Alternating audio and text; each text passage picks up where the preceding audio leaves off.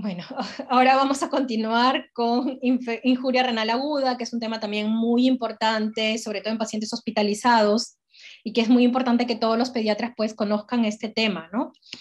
La injuria renal aguda, quiero sacar esto, ya. Entonces, la injuria renal aguda la definimos por una disminución de la tasa de filtrado glomerular que va a producir una retención progresiva de creatinina y productos de desecho del nitrógeno como la urea, y una incapacidad del riñón para regular los fluidos y electrolitos, ¿no? Recuerden que el riñón es un órgano muy importante, el riñón regula muchas cosas en el cuerpo, nos regula la cantidad de agua, elimina sustancias de desecho, también tiene cierta función hormonal, ¿no? Produce eritropoyetina para la producción de glóbulos rojos, se produce la segunda hidroxilación de la vitamina D, produciendo la vitamina D activa. Entonces, el riñón tiene muchas funciones importantes, ¿no? Una de ellas es eliminar esta sustancia de desecho, por lo tanto, cuando hay injuria renal aguda, pues todas estas funciones que tiene se ven alteradas, ¿no? Y básicamente, una de ellas es el poder eliminar el exceso de agua y las sustancias de desecho. Por lo tanto, en ellos tenemos una elevación de la creatinina. Entonces, para evaluar la injuria renal aguda vemos básicamente dos parámetros. Uno es incremento de creatinina y la otra es disminución del flujo urinario. ¿Por qué consideramos los dos? Porque recuerden que la creatinina es un marcador tardío de daño renal. No es que se produjo el daño, a las horas se subió. No. La creatinina suele elevarse luego de 48 horas a 72 horas de producirse el daño en el riñón. Por lo tanto, a veces el primer indicio de daño al riñón viene a ser la disminución del flujo urinario. Entonces podemos tener niños orinando poco con creatininas normales. Ahí lo que tenemos que hacer es buscar qué factor le está produciendo esta disminución del flujo urinario, y no se olviden, lo primero que tengo que buscar es que el paciente no está deshidratado. A veces muchos pecamos en paciente orina poco, de frente diurético. No, recuerden que el riñón, el mecanismo de defensa al déficit de agua es orinar menos. Por lo tanto, si yo lo pongo el diurético y el paciente está deshidratado, voy a deshidratarlo más, ¿no? Entonces, es muy importante la evaluación inicial del paciente, ¿no? Entonces, para definir injuria renal aguda, tenemos dos parámetros: incremento de creatinina y disminución del flujo urinario. Basta una elevación mínima de creatinina de 0.3 miligramos decilitro dentro de 48 horas, o si ya tenemos una creatinina basal que haya subido 1.5 veces la línea basal los últimos 7 días, ya tenemos la definición de injuria renal aguda, y como vamos a ver posteriormente, hay varios estadios, ¿no? Y el otro parámetro es disminución del flujo urinario. Recuerden, oliguria es menos de 0.5 mililitros kilo por hora durante un periodo de 6 horas como mínimo. No es menos de 1, de repente menos de 1 en recién nacidos, ¿no? Pero en niños es menos de 0.5 mililitros por kilo por hora las primeras 6 horas. Entonces, la injuria renal aguda la podemos clasificar, la injuria renal, como agudo o crónico, ¿no? Agudo cuando la disminución es brusca y irreversible de la capacidad de funcionamiento renal, y esto va a revertir. Lo que es agudo se puede recuperar. Crónico ya es una disminución lenta, progresiva e irreversible de la capacidad de funcionamiento renal. Esto ya es un daño irreversible. Uno habla de cronicidad cuando el daño se ha producido por más de 3 meses, ¿no? Entonces, ya el riñón no va a recuperar. Entonces, un punto importante, sobre todo en casos graves en los cuales hemos tenido hipoxias crónicas muy severas, o injuria renal muy severa, es que esto puede llevar a necrosis de la cortical o infarto renal bilateral, ¿no? Entonces, ¿cuándo nos damos cuenta? Cuando tenemos injurias renales persistentes, ¿no? La mayoría, recuerden que recupera, lo vamos a ver en las siguientes diapositivas, ¿no? El riñón se recupera, entonces comienza a mejorar el flujo urinario a los días. Pero ¿qué pasa si persiste en oliguria o en anuria, ¿no? Hay que descartar que no haya habido una necrosis de cortical o un infarto renal bilateral, y esto a la larga te va a llegar a enfermedad renal crónica.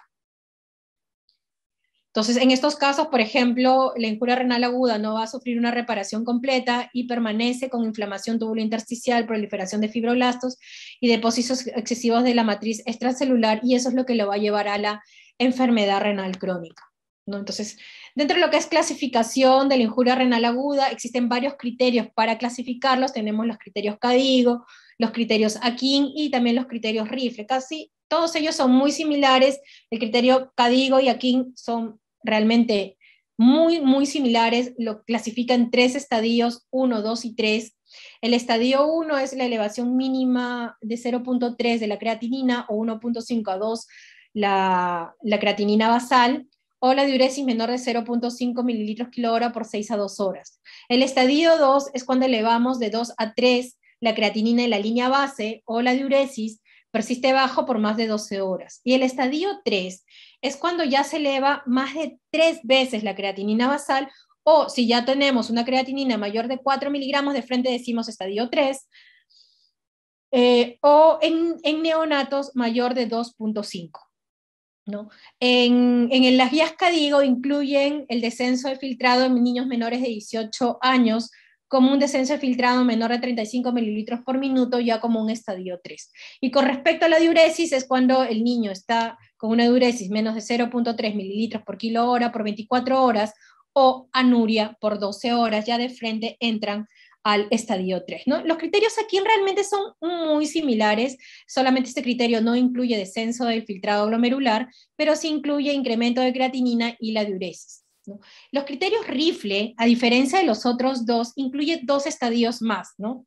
El Rifle, el R viene de riesgo, I de lesión, F de falla, L de pérdida de los, y la E de enfermedad renal terminal, ¿no? Entonces, el R, I y el F viene a ser lo mismo que el 1, 2 y 3 de los otros criterios, ¿no? Pero acá el criterio Rifle sí incluye descenso de filtrado glomerular.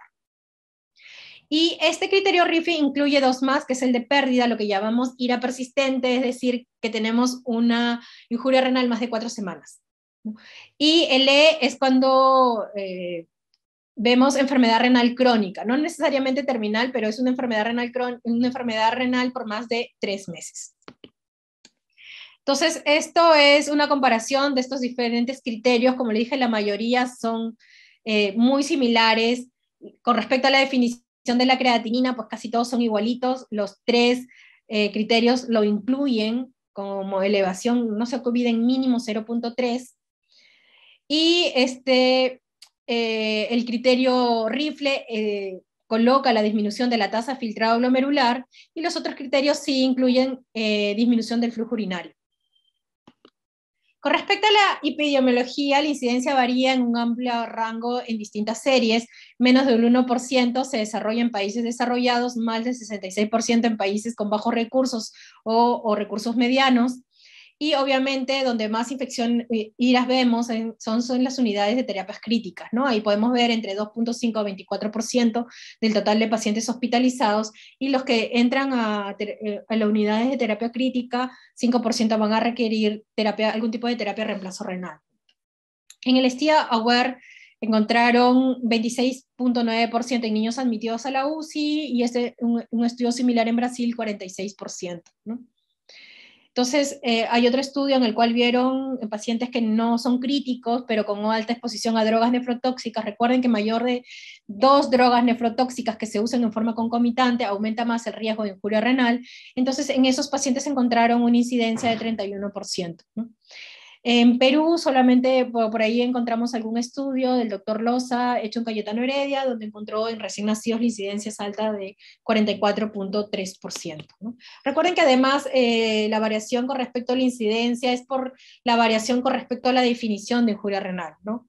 Pero a raíz de esas variaciones en las definiciones es que se crearon justo estos criterios, ¿no? Para poder uniformizar el diagnóstico de injuria renal aguda, ¿no? A veces pasaban desapercibidos pequeñas elevaciones más de 0.3 y uno no lo tomaba en cuenta como injuria renal aguda, ¿no? Entonces ya la epidemiología ha cambiado porque ya se tiene un criterio más estandarizado sobre la definición de injuria renal aguda.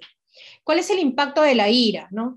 La importancia es que la evidencia muestra que una pequeña reducción de la función renal, es decir, una pequeña elevación solamente de 0.3 miligramos de creatinina, es un factor de riesgo de morbilidad. ¿no? Entonces, la ira grave se asoció con tasas más altas de mortalidad a los 28 días, ¿no? 11% frente a los que no tienen ira, que es 2.5%. ¿no? Y el desarrollo de ira incrementa la mortalidad en forma directa porque recuerden que si no orina, produce mayor sobrecarga de volumen, son niños que requieren mayor ventilación mecánica por la congestión pulmonar, hay retención de compuestos urémicos por la acidosis, recuerden que la acidosis también produce disfunción de ciertas enzimas, los disturbios electrolíticos, la hipercalemia, si es muy alta puede ser fatal, incremento del riesgo de infecciones y porque también te lleva a la anemia y por lo tanto menor aporte de oxígeno, ¿no? Entonces, la injuria renal aguda aumenta la morbilidad y también aumenta la mortalidad, ¿no? La mortalidad es mucho mayor en aquellos pacientes que han entrado a UCI que además tienen injuria renal aguda. Entonces, ¿cómo detectamos la injuria renal? Hay que hacer una detección temprana a través del seguimiento clínico y analítico. No se olviden siempre valorar el estado de hidratación, la diuresis, el peso del paciente. A todo paciente que está hospitalizado hay que pesarlo, hay que examinarlos viendo el estado de hidratación. Y pues siempre es bueno tener una creatinina basal, porque si vamos a usar sobre todo drogas nefrotóxicas, ver si es que no hay elevación posterior por las drogas, o si es un paciente con factor de riesgo, sí definitivamente tenemos que pedir una creatinina basal, ¿no? Para poder hacer detección temprana de las injurias renales, ¿no? Y buscar en pacientes hospitalizados factores de riesgo. ¿Qué factores de riesgo tenemos?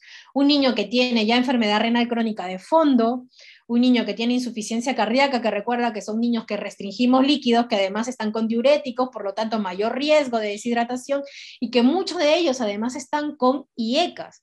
El IECA, recuerden que un paciente deshidratado daña el riñón, ¿no? Entonces, paciente con insuficiencia cardíaca, con enfermedad hepática, porque además hay hipoluminemia en ellos, depresión del intravascular por la hipovolemia, antecedentes de injurias renales agudas, paciente que viene oligúrico, volémico, hipotenso, dificultad de acceso al agua, que son los niños pequeñitos, recién nacidos, lactantes pequeños, con enfermedades neurológicas como PCI, niños que vienen con diarrea, que tienen riesgo de deshidratarse, con síntomas e historias de uropatías obstructivas, síntomas de síndrome nefrítico, soporte cardíaco, los niños sépticos, recuerden que también hay injuria renal aguda secundaria a sepsis, enfermedades hematológicas malignas, y exposición a insultos como fármacos, AINES, los IECAS, los bloqueadores de aldosterona, aminoglucósidos, no se olviden la vancomicina, no se olviden la anfotericina, pues esa mezcla de más de 2 drogas nefrotóxicas aumenta mucho el riesgo de daño renal. El que haya sido sometida a una cirugía, sobre todo cardíaca, traumatismos, quemaduras, porque hay mayor pérdidas insensibles, por lo tanto mayor riesgo de deshidratación. Y en la parte neonatal, considerar el peso al nacimiento, un peso menor de 1500, Apgar bajo, distrés respiratorio, un PCA, administración materna de drogas. A veces nace el niño con falla renal y no sabemos por qué, no tiene ningún factor desencadenante. Indagar, no se olviden la historia materna, de repente es una mamá hipertensa crónica que ha estado usando IECAS o ARA2 y no se suspendió durante el embarazo, mamá que ha estado usando AINES, algún tipo de antibiótico que pueda dañar el riñón, intubación al nacimiento, fototerapia, por mayor riesgo de pérdidas insensibles por la fototerapia, y que el niño esté recibiendo, obviamente, fármacos como AINES, antibióticos, diuréticos, no se olviden anfotericina, ¿no? Entonces, una vez que nosotros identificamos factores de riesgo, podemos valorar también el riesgo de daño renal. Para eso existe el índice de angina renal, que es un sistema de puntuación para el cálculo del riesgo, justo de este riesgo de daño renal, y pues toma 2 parámetros que vienen a ser riesgo y signos de daño. Dentro de lo que es riesgo, ellos colocan riesgo moderado, alto y muy alto, y el ingreso a UCI viene a ser un riesgo moderado, el trasplante de médula ósea o órganos, el trasplante en sí, un riesgo muy alto, la ventilación mecánica y linotróquicos lo pone un riesgo muy alto, ¿no? Trasplantes riesgo alto, ¿no? Entonces le da una puntuación. Y dentro de los signos de daño, obviamente, el descenso del filtrado glomerular, sobrecarga de fluidos, y dependiendo del descenso y la sobrecarga de fluidos, damos una puntuación, ¿no? Recuerden, mayor de 10% de sobrecarga, incluso ya es una indicación de diálisis, ¿no? Entonces, esto ya le da un puntaje muy alto, de 10 a 15 de 4 y mayor de 15 de 8%. Multiplicamos esa puntuación de riesgo y signos de daño y vamos a obtener el índice de angina renal, ¿no?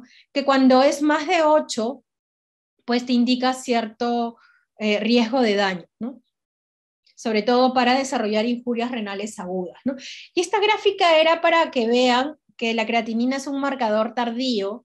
Recuerden, una vez que se produce el daño renal, podemos tener una injuria renal subclínica, Por eso es que cuando tenemos al paciente hospitalizado, tenemos que verificar todos estos factores de riesgo. Si es un niño de factor de riesgo, no se olviden hacer seguimientos de creatinina, o podemos hacer otros biomarcadores que son, que predicen la injuria renal en forma más pronta, ¿no? Entonces, cuando, por ejemplo, tenemos un paciente con puntuación más de 8, descenso de la tasa de filtrado glomerular, pobre flujo urinario, pero la creatinina sigue normal, hablamos de una injuria renal subclínica, porque recuerden, creatinina es marcador tardío, todavía sube después de 48 horas. Aquí, ¿podemos pedir otros biomarcadores? Sí. La cistatina, que en realidad la mayoría de hospitales no lo tienen, en otros países sí lo hacen. La cistatina es mucho más exacto que la creatinina, porque no se altera tanto. La creatinina se altera por la masa muscular, por la edad, por el estado nutricional, por algunas drogas, etcétera. Entonces, la cistatina no, solamente se altera por procesos inflamatorios. Se puede usar desde la etapa neonatal, no pasa la barrera placentaria como la creatinina, por lo tanto, pues desde el primer día manifiesta la creatinina del recién nacido, a diferencia de la creatinina, que recuerda que el primer día es la creatinina materna y luego baja, ¿no? Entonces, la cistatina es un buen marcador, es un marcador endógeno, lo producen todas las células nucleares del cuerpo, pero es un marcador caro, ¿no? Y no lo tenemos nosotros, por lo menos, para uso rutinario en los hospitales, ¿no? Hay otros biomarcadores que se han evaluado, que son marcadores urinarios, que la mayoría lo usa básicamente en estudios, en estudios, ¿no? Y en aquellos pacientes que son posoperados, sobre todo de mayor riesgo, posoperados de cirugía cardíaca, ¿no? Entonces son el N-gal, el KIM, etcétera, ¿no? Entonces, a veces nosotros recién nos damos cuenta de la injuria renal cuando la creatinina está elevada, ¿no? Pero recuerden, pacientes con factores de riesgo, evaluar el flujo urinario, ¿no? Recuerden que de repente la creatinina está normal, pero el flujo urinario está bajando, hay que buscar por qué, ¿no? Y buscar todos estos factores de riesgo, ¿no? Ahora, ¿cómo debemos enfocar el diagnóstico, para el diagnóstico de una injuria renal, ¿no? Esto lo dividen básicamente como injuria prerrenal, que es una injuria funcional, una injuria renal intrínseca y una posrenal. Recuerden que la prerrenal son cambios hemodinámicos, no se ha producido ningún tipo de daño estructural en el riñón, solamente son cambios hemodinámicos, por lo tanto, esto repierte bien rápido. Si el niño viene por deshidratación con una ira prerrenal, lo hidrato, en 24 horas la urea creatinina está normal. Pero si ya se produjo una injuria renal intrínseca, pues en estos casos ya hay daño, ya hay necrosis de las células de epitelio tubular, básicamente proximal, y pues en esos casos sí la urea y la creatinina se mantiene elevada, comienza a elevarse, y pues hay que esperar simplemente que el riñón recupere solo, ¿no? Y la ira posrenal es la ira obstructiva, ¿no? Para alguna obstrucción que involucre ambos riñones. Entonces, dentro de las causas de injuria renal aguda, pues esta también va a variar de acuerdo a la edad del paciente. En los neonatos es más frecuente las causas prerrenales, que llegan a ser el 85% de los casos, y dentro de estas causas prerrenales básicamente es la hipotensión, la hipovolemia o la hipoxia, ¿no? El niño asfixiado. Ya en el niño lactante, también es importante las causas prerrenales, pero pues tenemos una mayor incidencia de injuria renal intrínseca, y en el niño mayor de 1 año, pues sí ya tenemos mayor casos de ira intrínseca, ¿no? Y el niño mayor de 5 años, pues es mucho más importante aún. Entonces, vamos a empezar hablando sobre la injuria renal prerrenal. Se produce una disminución abrupta de la tasa de filtrado glomerular secundario a una hipoperfusión renal. Es decir, es un evento isquémico transitorio sin daño isquémico letal de las células parenquimales. Es decir, no hay daño estructural del riñón. Entonces, esto se produce por una depresión de volumen intravascular o una disminución de volumen efectivo circulante. Dentro de las causas que producen depresión de volumen intravascular, lo más frecuente y que más vemos es la deshidratación, el niño deshidratado. Pero también tenemos el niño en el cual se produce un paso de líquido fuera del espacio intravascular y se va el líquido hacia el intersticio. Por ejemplo, niños sépticos con fuga capilar por sepsis, hipoalbuminemia severas, que recuerden que por disminución de la presión concótica el líquido pasa hacia el intersticio, depletando el intravascular. Por ejemplo, síndromes nefróticos, ¿no? Y una de las causas. También puede ser por disminución del volumen circulante efectivo. Acá vemos el gasto cardíaco, ¿no? Pacientes con insuficiencia cardíaca descompensada. También por disminución de la resistencia vascular por el uso de vasodilatadores, ¿no? Esta disminución de resistencia vascular también se puede producir no solo por drogas vasodilatadoras, sino también sepsis, anafilaxias y la neuropatía autonómica. Entonces, ¿cuál es la respuesta del riñón a esta hipoperfusión renal? ¿No? Como les dije, son cambios básicamente hemodinámicos. Lo redondito aquí es el glomérulo, lo de acá es la arteriola aferente y lo que sale es la arteriola eferente, ¿no? Cuando se produce una depresión del intravascular, se va a activar el sistema renina-angiotensina-aldosterona. Recuerden que la angiotensina es un vasoconstrictor muy potente. Entonces, lo que se produce es vasoconstricción tanto de la arteriola eferente como aferente, pero a predominio de la arteriola eferente. El objetivo es mantener la tasa de filtrado glomerular al aumentar la presión, ¿no? Pero además actúan las prostaglandinas. Las prostaglandinas son vasodilatadores y actúan a nivel de la arteriola aferente, impidiendo que la angiotensina lo cierre mucho, ¿no? Entonces, si hay una pequeña vasoconstricción de la arteriola aferente, pero no mucha, porque si se cerrara ahí, se va a producir isquemia, ¿no? Y eso pasa cuando usamos AINES en pacientes deshidratados.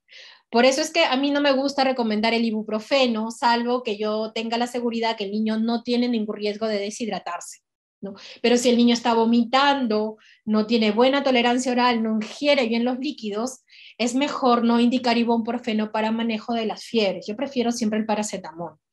Pero si el niño está hidratado, no tiene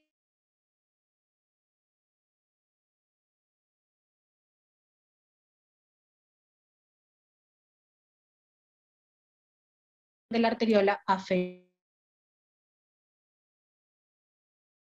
Es mayor, al producirte estos cambios hemodinámicos, se va a producir una mayor reabsorción de sodio, porque yo necesito reabsorber el agua. Además, se va a estimular la hormona antidiurética, que va a producir mayor reabsorción de urea. Por eso es que hay esa disociación urea-creatinina en las injurias prerrenales, porque hay mayor reabsorción de urea, y por lo tanto la urea sube más de lo que sube la creatinina.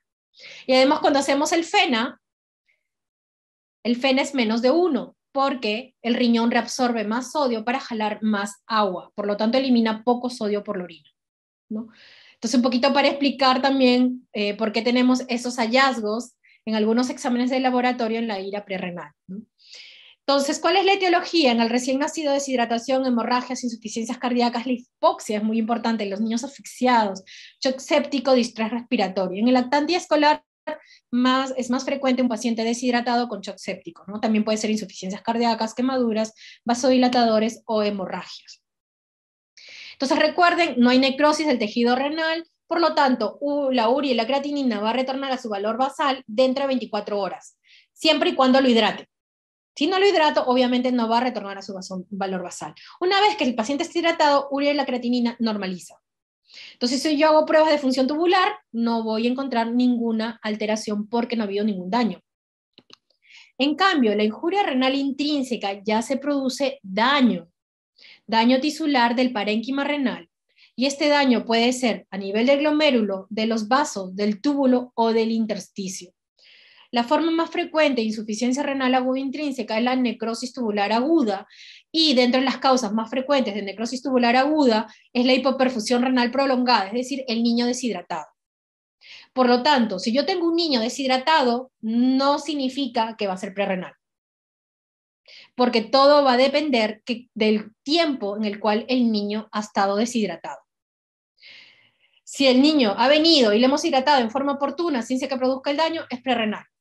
Pero si ya el niño ha venido mucho tiempo deshidratado y el riñón ya se lastimó, ya se produjo necrosis tubular aguda, pues eso ya es una ira intrínseca.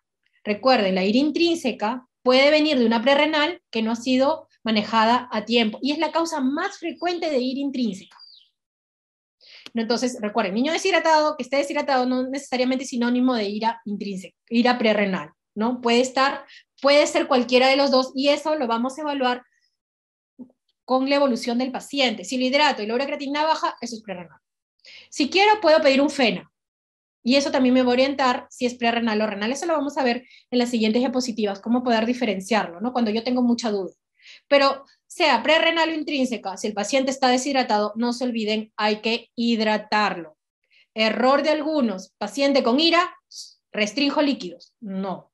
Paciente deshidratado, hay que hidratarlo primero. Una vez hidratado, ya restrinjo los líquidos. ¿Por qué?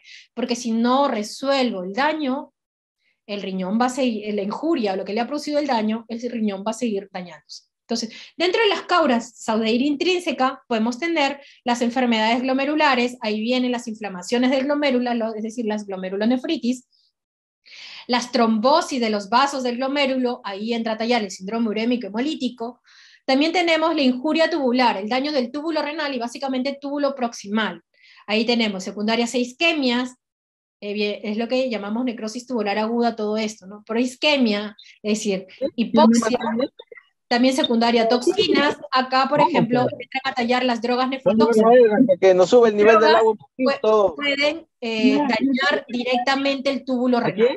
Lo vamos a ver en las siguientes diapositivas. Alteración a nivel del intersticio renal, puede ser por drogas. Recuerden, AINES, uso prolongado de AINES, también te puede producir nefritis tubulointersticial.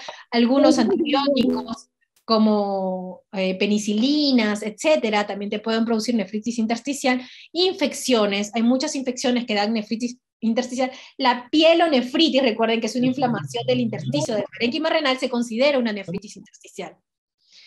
El antimembrana basal glomerular, otras enfermedades sistémicas como lupus, enfermedades malignas, idiopáticas, sarcoidosis, etcétera, también te pueden producir nefritis tubulointersticial, y las enfermedades de los vasos, es decir, inflamaciones, las vasculitis, y tenemos vasculitis ANCA positivos, no ANCA, las vasculitis tipo LES, o las trombosis, ¿no? Las oclusiones ya sea de las arterias o de las venas renales.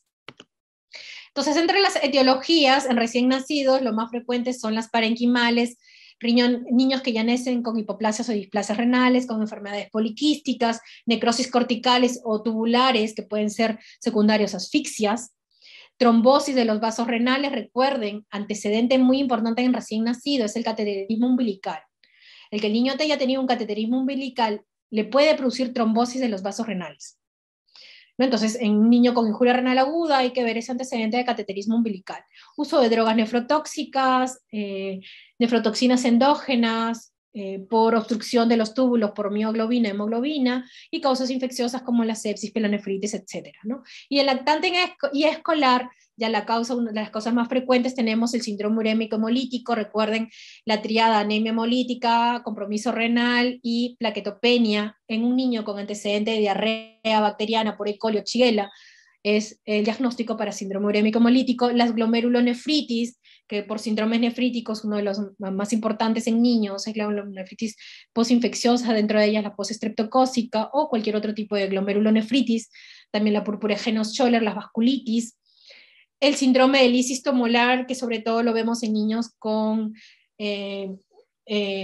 oncológicos hematológicos, como leucemias o linfomas, y básicamente hacen lisis cuando están con el tratamiento con corticoides, ¿no? Comienzan a hacer la lisis, es decir, niños que comienzan a hacer hematuria, disminución del flujo urinario, falla renal y aumento de ácido úrico, de potasio y de fósforo. Recuerden, potasio y fósforo son iones intracelulares, ¿no? Entonces ahí tenemos el diagnóstico de lisis celular, tenemos que hidratar al paciente en forma oportuna para evitar justo el daño renal, ¿no? Y alcalinizarlo para evitar justo la precipitación de estos cristales que pueden producir la obstrucción de los túbulos, ¿no? El uso de drogas también, antibióticos, IECAS, quimioterápicos y contrastes radiológicos, ¿no?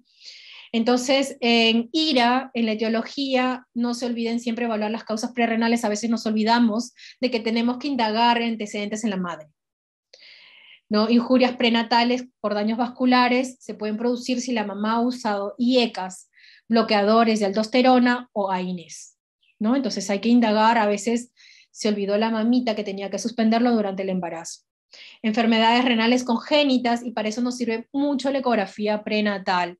Siempre en todas las evaluaciones que yo hago, dentro de mi anamnesis, pregunto siempre por ecos prenatales, si es que ha habido algún hallazgo a nivel de los riñones, sobre todo hidronefrosis, ¿no? A veces ya en las ecografías prenatales podemos ver que falta un riñón, que faltan los dos, que los riñones son pequeños, que de repente los riñones tienen quistes, por lo tanto son displásicos, que son riñones grandes, nos pueden orientar a enfermedad renal poliquística, o incluso síndrome nefrótico congénito, son niños que suelen nacer prematuros con placentomegalia y ya nacen con edema, ¿no? Eso es el congénito tipo finlandés, que va de muy mal pronóstico y suele terminar en enfermedad renal crónica.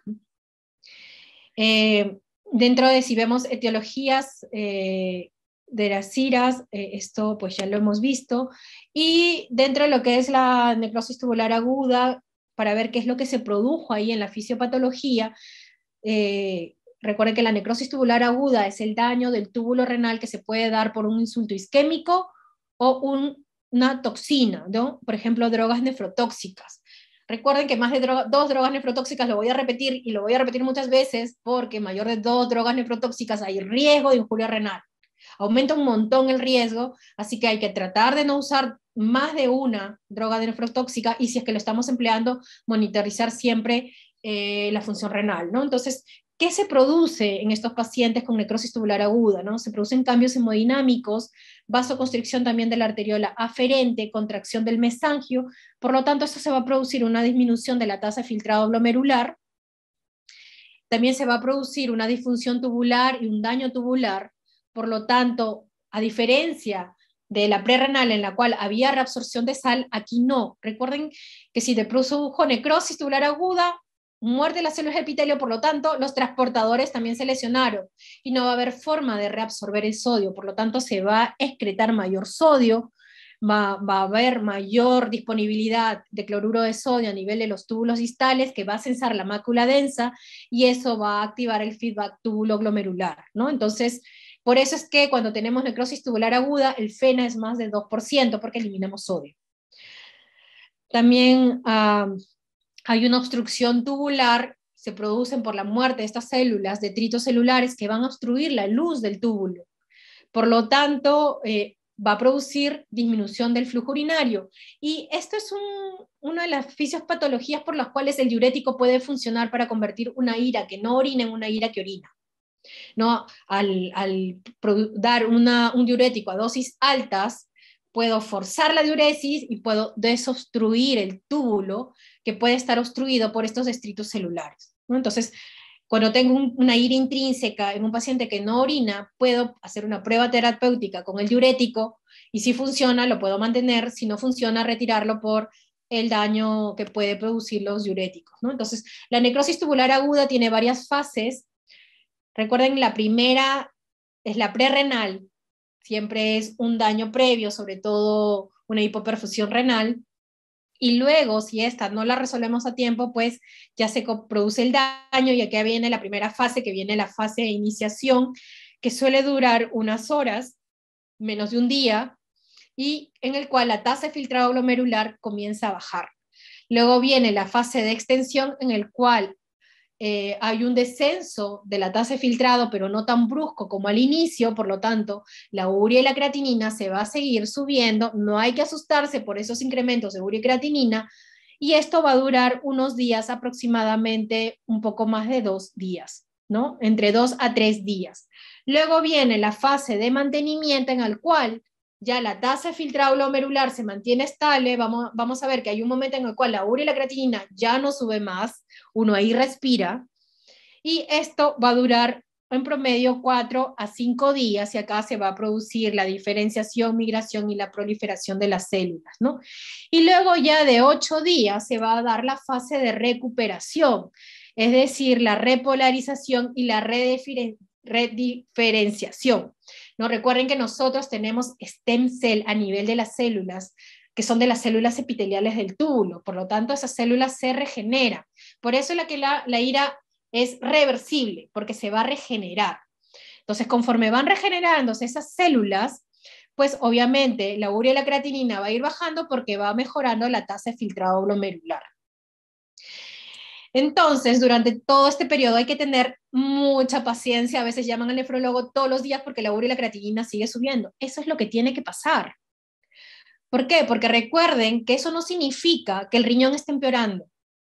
Si nosotros vemos una injuria renal aguda resolvemos el daño, es decir, ya le quitamos de la hipotensión, mejoramos la deshidratación, lo oxigenamos mucho mejor, ya no está hipóxico, quitamos drogas nefrotóxicas, el riñón ya no tiene por qué lastimarse.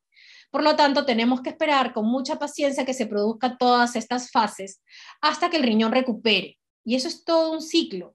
Durante todo este tiempo, la urea y la creatinina va a seguir subiendo. Eso no significa que se siga dañando.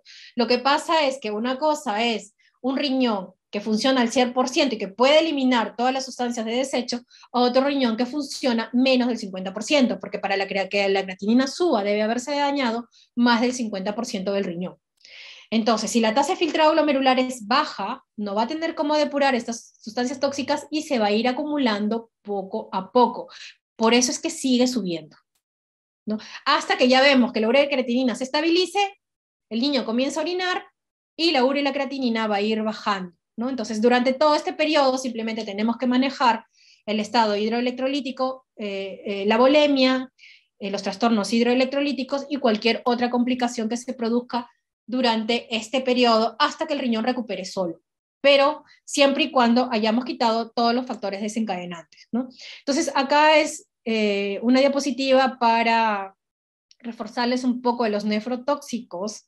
Los antibióticos nefrotóxicos, potencialmente nefrotóxicos, solos o en combinación con otras drogas nefrotóxicas, son muy dañinos, sobre todo en aquellos niños que ya tienen daño renal preexistente, que están deshidratados, que tienen diabetes o que tienen exposición a múltiples drogas tóxicas. Mayor de 2, mayor riesgo de daño de injuria renal, ¿no? Y estos son los mecanismos de daño producidos por las drogas. Algunas drogas producen vasoconstricción de la arteriola. Dentro de ellas tenemos la ciclosporina, la anfotericina B. Por eso es que el niño con anfotericina B y ciclosporina tiene que estar hidratado. Hay esquemas de manejos de infusión de ciclosporina, en la cual recuerden que hay que poner bolos previos de suero fisiológico antes de la infusión de anfotericina, y algunos esquemas incluso ponen bolos después, ¿no? Recuerden, la anfotericina pasa lento, muchas horas, en 6 horas, pero el paciente tiene que estar hidratado. Si el paciente es deshidratado, por favor, no lo dé. Sobre todo en los niños que están en las UCIs, en los niños neonatos que tienen mayor riesgo de infecciones por hongos, que no están yendo bien, suelen usar anfotericina. En los niños prematuros tienen mucho riesgo de deshidratación. Hay que evaluar el estado de hidratación antes de usar la anfotericina. Algunas drogas van a producir obstrucción del túbulo, por ejemplo, aciclovir o sustancias de contraste. Cuando uno usa esas drogas, hay que tenerlos también bien hidratados, ¿no? Por ejemplo, algún niño que ha tenido algún herpes, que requiere antibiótico con aciclovir, antiviral con aciclovir, pues hay que enseñarles que tiene que tomar el antiviral con bastante líquido, ¿no? Y durante el día también bastante ingesta de líquidos. Y las drogas que producen daño directo en el túbulo y necrosis, como los aminoglucósidos, la anfotericina no solo produce vasoconstricción, también daña el túbulo y básicamente túbulo distal. Por eso es que la anfotericina produce hipocalemia e hipomagnesemia, que son 2 iones que siempre tenemos que monitorizar en el paciente que usa anfotericina, ¿no? Otros medicamentos como ciplastino e ifosfamida también dañan en forma directa, ¿no? Entonces, el daño del riñón por nefrotóxico se va a producir una hipertrofia compensatoria, adaptación celular, proliferación celular, daño directo de las células que van a llegar a muerte celular y luego posteriormente la reparación celular. Y cuando se quita todas estas drogas se va a producir la repitelización y la diferenciación y el riñón se va a recuperar. Por lo tanto, si vemos que hay daño por drogas nefrotóxicas, no se olviden retirarlas. La ira posrenal es la obstructiva en recién nacidos, sobre todo si son varones y son niños que tienen en las ecografías prenatales hidronefrosis bilateral, y en la eco postnatal vemos la pared de la vejiga gruesa, hidronefrosis bilaterales severas. Si es varón, definitivamente son valos de uretra posterior. No se olviden siempre colocar una sonda. Si ven hidronefrosis, IRA, coloquen una sonda. Si no pueden colocar la sonda, es una estrechez, probablemente válvula, llamen al urólogo para que coloque la sonda o hagan una vesicostomía o una talla vesical para mejorar la injuria renal. Puede ser también obstrucciones ureterales bilaterales. Usualmente las estrecheces ureterales suelen ser de un lado, pero hemos tenido niños con estrechez en los 2 lados, más raro, o a veces la obstrucción a nivel de la uretra, ¿no? En lactantes y escolares, ya las uropatías obstructivas, cálculos, vejigas neurogénicas y tumores son las causas de ira posrenal. Vamos a ver un caso clínico para entender un poquito más la exposición. Este es un niño de 10 años de edad con un antecedente de estenosis de la válvula supravalvular aórtica, posoperado de reparación con parche, la aorta ascendente, y que en forma residual quedó una coartación de aorta, es decir, un niño que es hipertenso por la coartación, y además recuerden que la coartación puede producir disminución del flujo a nivel de riñón, entonces ya tiene factores de riesgo, ¿no? Y además tiene una estenosis de la arteria renal, otro factor de riesgo más, y que por la hipertensión recibe enalapril, otro factor de riesgo más para daño renal. Además del enalapril, el atenolol. En los últimos 2 meses, el niño ha presentado disfagia, se le ha tratado para reflujo gastroesofágico y esofagitis con inhibidores de bomba de protones, ¿no? Ha disminuido tanto así la ingesta de líquidos y vomita de 3-4 veces al día, y hay evidencia de sangre en las deposiciones en la última semana. La presión arterial, recuerden que era un niño hipertenso con presión basal de 120/80, que ha disminuido 88/48, y la madre lo nota que orina poco y tiene mucosas secas, ¿no? Entonces, es un niño que tiene riesgo de deshidratarse por los vómitos y la pobre ingesta de líquidos, y que nos llega hipotenso y deshidratado, ¿no? Entonces, además recuerden que había deposiciones con S, recuerden que estuvo usando AINES por larga data, por lo tanto ha hecho una hemorragia digestiva alta y la hemoglobina bajó a 5 gramos por decilitro, otro factor para la hipoperfusión renal que viene a ser la anemia severa, ¿no? Entonces, dentro del laboratorio no solo encontramos anemia severa, sino también encontramos urea y creatinina elevada, acidosis metabólica con bicarbonatos bajos, calcio normal y fósforo ligeramente bajo, ¿no? Entonces, ¿cuáles son las causas de la injuria renal en este paciente? La deshidratación, el sangrado con la anemia severa, la hipotensión, y además recuerden que el IDIECA daña si el niño está hipoperfundido, es decir, deshidratado. IECA, además, es un niño que tiene estenosis de la arteria renal, es decir, el riñón de por sí no hipoperfunde bien, y que además tiene coartación de aorta de la arteria residual, ¿no? Entonces es un niño que tiene muchos factores para producir daño renal, factores de riesgo en sí, y que el daño se ha producido porque a esto se ha asociado una hipoperfusión del riñón producto de la hipovolemia por el sangrado y por la deshidratación, ¿no? Y por la hipotensión. Entonces, ahí, ¿qué es lo que tenemos que hacer? Identificar todo aquello de esos factores de riesgo y resolverlos. Aquí definitivamente hay que transfundirlo, manejar el shock, momentáneamente quitar los IECAS para mejorar el riñón, hidratar al paciente, etcétera, ¿no? Entonces, el diagnóstico de la injuria renal aguda está usualmente basado en la medición de los niveles sanguíneos de urea y creatinina. En realidad es de creatinina. La urea es algo que nos ayuda, pero en sí el que indica daño renal es creatinina, no tanto la urea. Entonces, la urea y la creatinina no tienen mucha sensibilidad ni especificidad para el diagnóstico de injuria renal, debido a que están afectados por factores renales y no renales.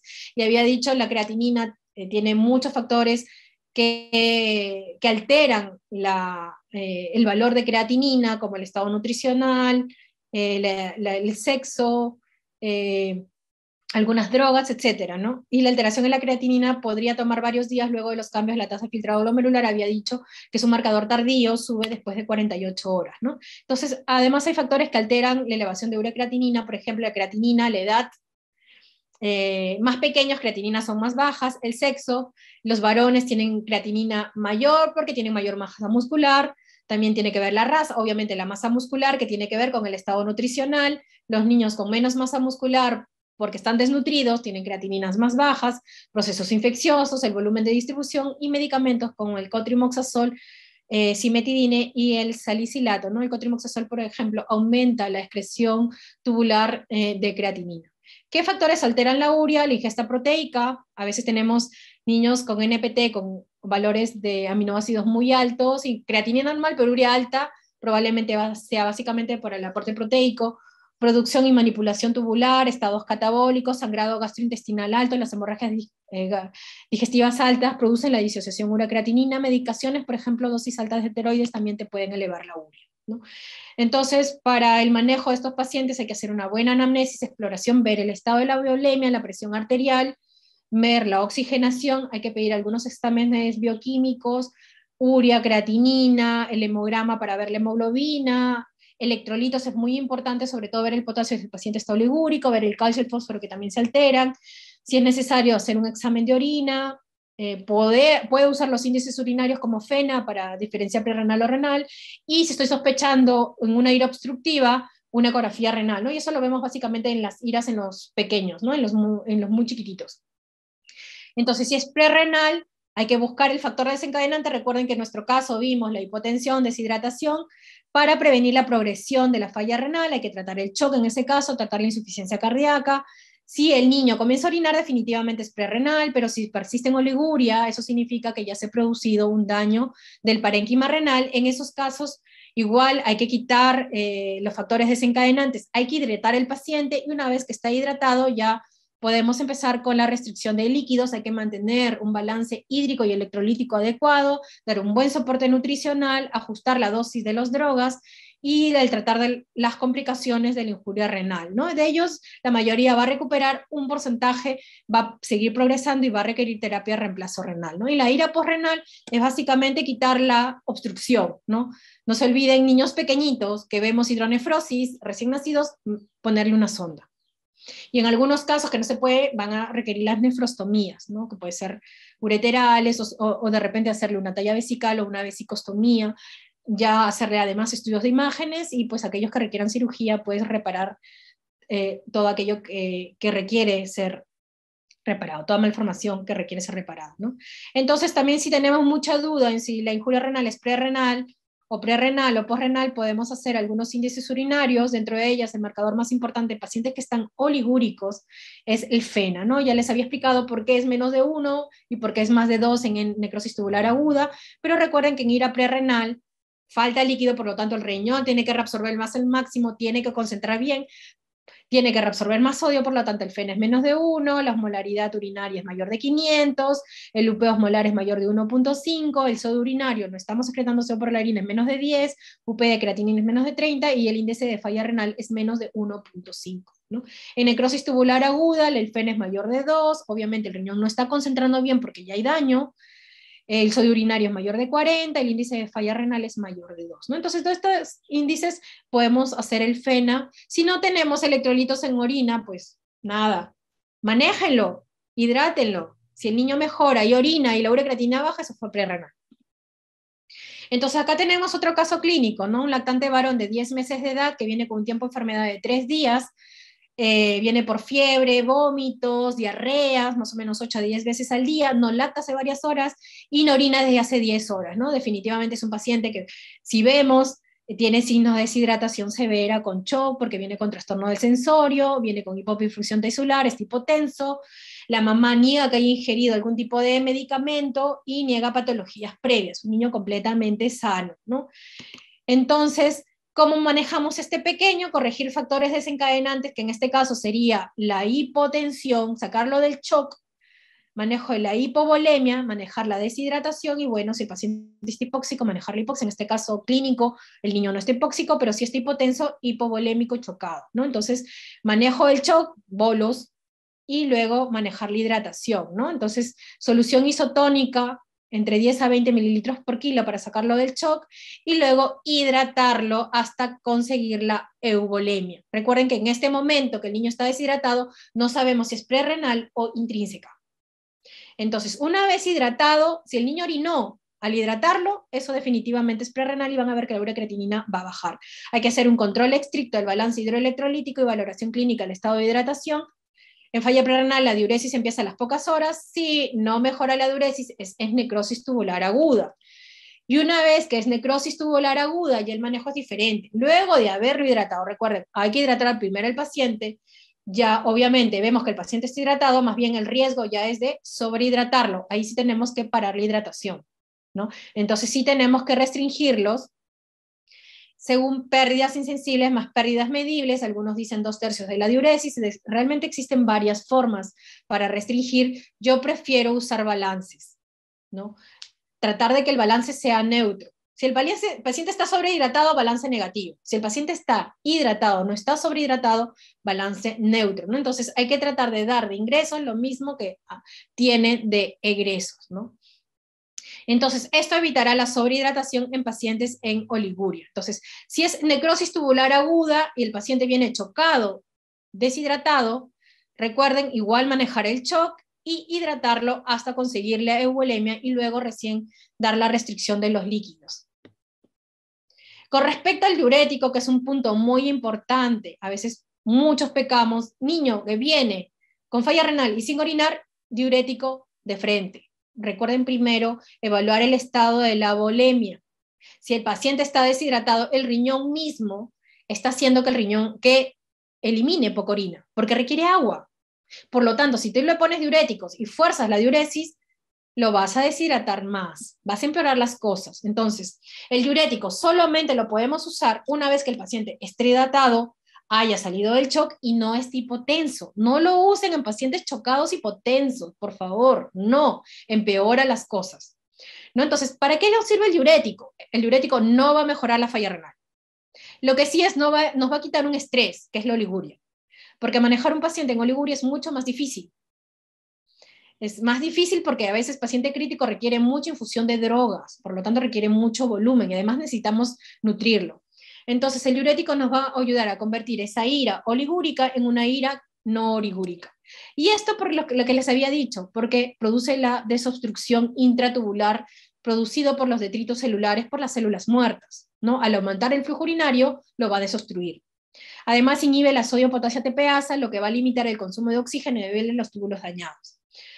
Solo se usa para ver si la podemos convertir la ira, pero si no funciona, retirarlo porque daña, produce ototoxicidad. Si funciona, lo podemos dar un poquito más, ¿no? Entonces, ¿qué dosis de furosemida? 1 por kilo no va a funcionar, mínimo 2. Incluso hay algunos guías que te indican dar megadosis de diurético. ¿Por qué? Porque el riñón está dañado, la dosis de 1 por kilo es muy bajita. Entonces te dicen a partir de 2, lo puedes dar a 2 a 4 por kilo. Es bastante, pero solamente sea una vez. Y esto puede ayudar a convertir la ira a una ira no oligúrica y realmente ayuda más al manejo del paciente. Otro medicamento que se puede usar a dosis bajitas es la dopamina para convertir la ira no ligúrica, lo que uno dice la dosis diurética de la dopamina, que son a 3 microgramos kilo minuto, pero realmente no hay mucho beneficio, yo no lo suelo recomendar. Promueve la vasodilatación y activación, la dopamina 1 y 2, maneja el flujo urinario, promover la natriuresis, pero no existen estudios definitivos que muestren que esta dosis renal disminuye la necesidad de diálisis o mejore la supervivencia, ¿no? Con respecto a las complicaciones de la injuria renal aguda, dentro de estas tenemos los trastornos hidroelectrolíticos, hiponatremia, hipercalemia, hipocalcemia e hiperfosforemia, y los trastornos ácido-base. Por lo tanto, tenemos que manejarlos, ¿no? Bueno, yo creo que no es parte de esta charla, pero yo creo que todos sabemos manejar la hiponatremia, la hipercalemia, la hipocalcemia, que dar aporte de calcio, y la hiperfosforemia, que eso sí hay que manejarlo, sobre todo si el niño está ingiriendo alimentos. Se da mediante el uso de quelantes de fósforo, dentro de ellos es el carbonato de calcio. Pero recuerden que el carbonato de calcio debe darse post ingesta de alimentos para quelar el fósforo que ingresó a través de los alimentos. Si el niño está endovenoso no va a funcionar, pero si el niño está con alimentación oral, sí, hay que dar el carbonato de calcio post alimento. Si el niño es lactante y lacta 8 tomas al día, hay que dividir la dosis del carbonato de calcio en 8 tomas y darlo post leche para evitar disminuir el fósforo.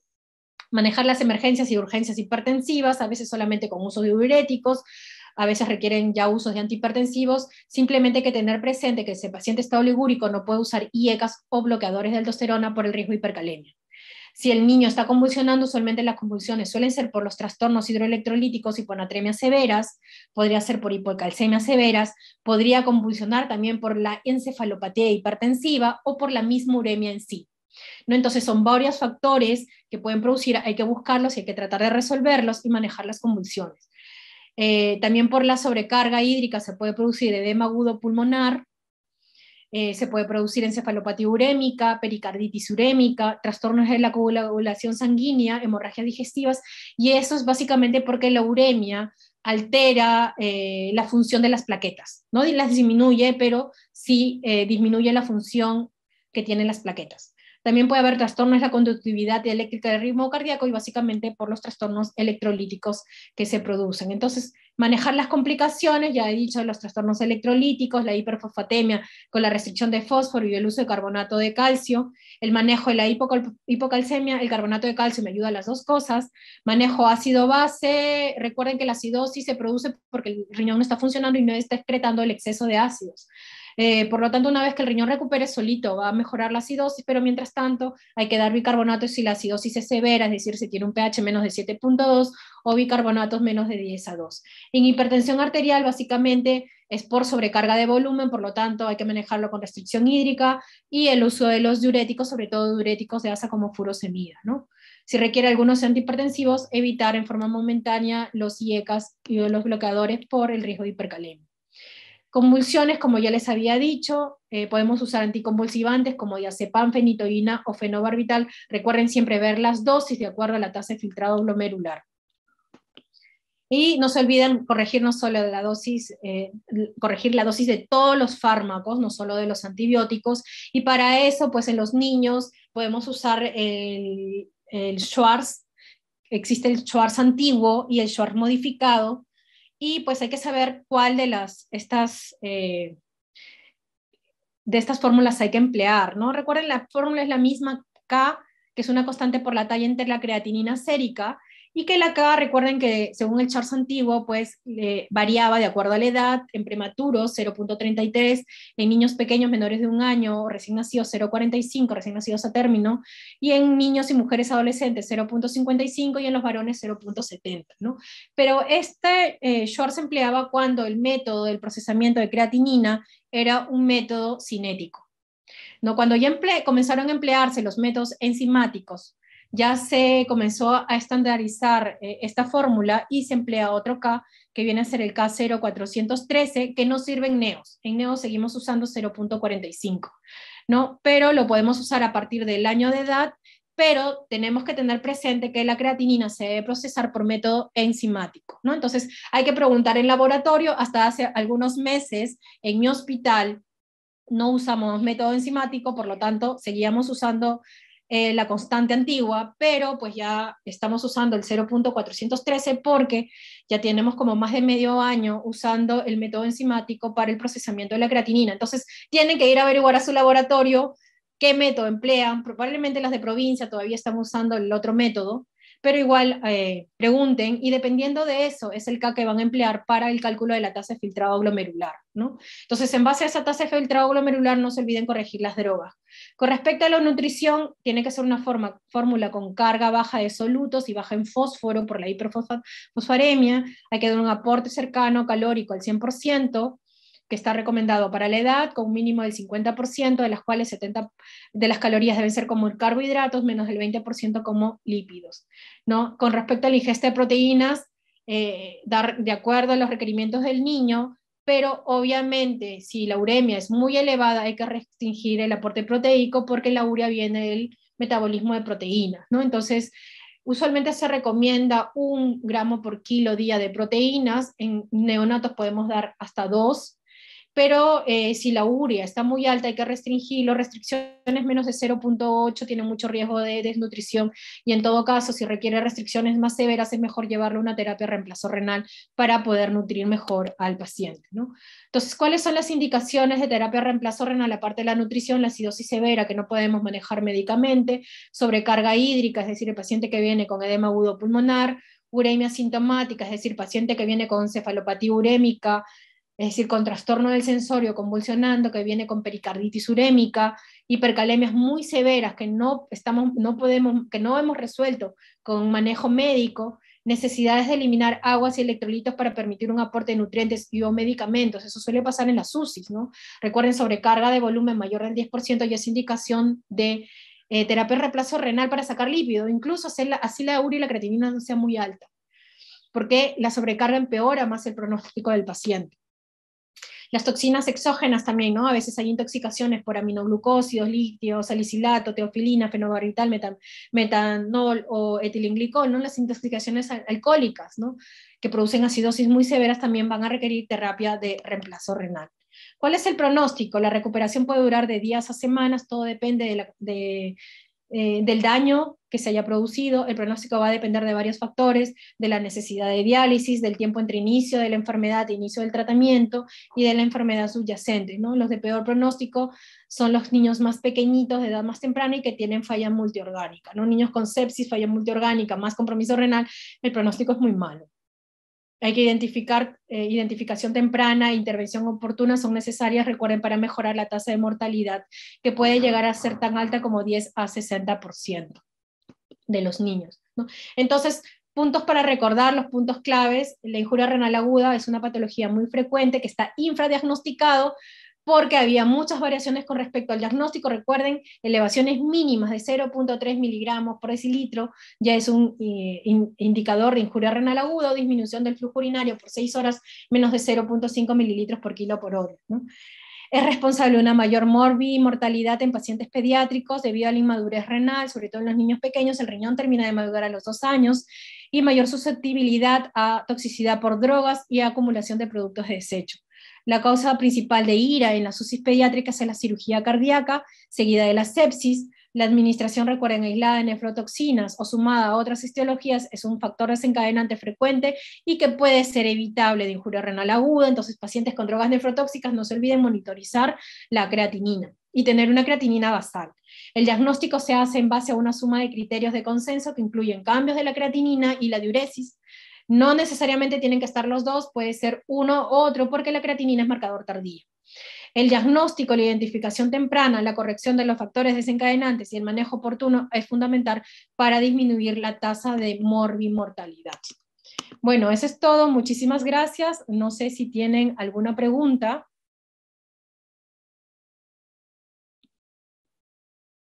Bueno, doctora, yo tengo una pregunta. Sí. Usted refirió el uso de diuréticos de ASA y para volver o transformar una ITU oligúrica o anúrica en una insuficiencia renal. En una ira no oligúrica, una ira que orina. Exacto. Entonces nos dijo que podíamos usar diuréticos de ASA y por lo tanto debíamos usar de dosis más altas, entre 2 a 4. Pero el asunto es, ¿solo una vez, como dice usted, o es hasta qué momento? Ya, esa dosis alta una sola vez y evaluamos respuesta. Si el niño orina, es que el aumento del flujo urinario ha desobstruido los túbulos, que es uno de los factores que produce disminución del flujo urinario. Entonces, en esos casos, podemos mantener el diurético, pero obviamente ya no esas dosis altas. Si no, bajamos la dosis y lo podemos poner horario e ir probando dosis, ¿no? Podemos poner cada 24, de repente cada 8, cada 12 horas. Eso lo va a regular dependiendo cómo vaya nuestra diuresis. Pero si luego de haber puesto esta megadosis el paciente no orina, ya no hay que seguir intentando. Como una dosis de ataque, ¿no es cierto, doctora? Sí, de prueba, mejor dicho. Una dosis de prueba para ver si lo podemos convertir. Si no se puede convertir, es que ya no hay que esperar nada más. Y en algunos casos que hay oliguria y que el niño requiere mucho aporte de líquidos y se está hinchando y aumenta más del 10% de volumen, definitivamente tiene que traer diálisis. Solamente es una dosis. Ahora hay que tener mucho cuidado en los recién nacidos. En los recién nacidos, sobre todo el prematuro, sí he visto que a veces con dosis más bajitas sí responde y se van a la poliguria, ¿no? Entonces en el recién nacido sí hay que tener un poquito de cuidado con estas megadosis. Veo que no hay más preguntas, doctora. Yo le agradezco mucho por sus 2 brillantes y magistrales ponencias. El Colegio Médico de Huaraz, Consejo Regional 11, está muy agradecido con usted. Muchas gracias y gracias por la invitación. Bueno, si tienen alguna pregunta o algo, pues también pueden escribir por el interno, no sé, de repente usted después me puede dar las preguntas y yo las puedo responder. Muchas gracias. Ya, doctora. Muchas gracias. Listo, hasta luego. Hasta luego.